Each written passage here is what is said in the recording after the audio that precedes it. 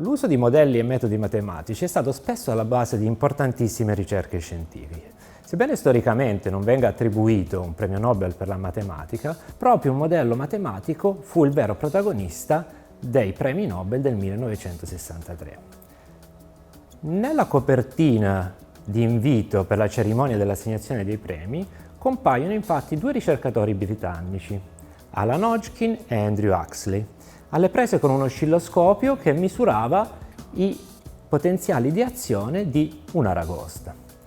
I due ricercatori riuscirono a piazzare degli elettrodi dentro le cellule nervose di questi animali e a misurare i potenziali di reazione. Il contenuto rivoluzionario dello studio di Hodgkin e Huxley fu proprio quello di dare una spiegazione del fenomeno biologico attraverso un modello matematico.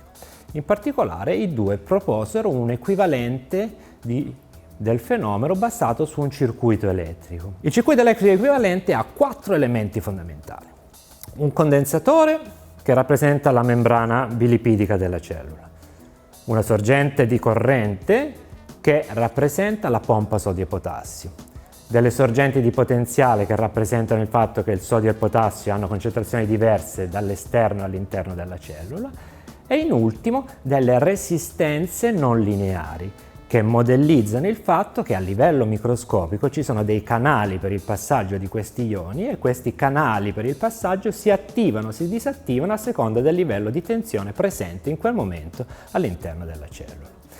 A livello matematico, questo circuito elettrico equivalente si traduce in un sistema di equazioni differenziali non lineari che poteva all'epoca essere risolto numericamente. I risultati di questo modello erano in grado di predire perfettamente il comportamento osservato sperimentalmente, ma non solo, riuscivano anche ad adattarsi a altri tipi di specie ioniche, ad esempio in altri sistemi, e quindi furono alla base non solo di questo premio Nobel nel 1963 in medicina e fisiologia, ma anche di 2 premi Nobel successivi nello stesso campo.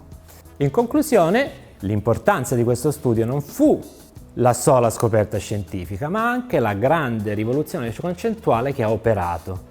Infatti, se già all'epoca sia i clinici che i biologi lavoravano sperimentalmente con modelli, per esempio di culture cellulari, questo studio ha dimostrato l'importanza dell'uso della matematica come strumento predittivo che serve da lente di ingrandimento che è in grado di spiegare la realtà biologica che ci circonda.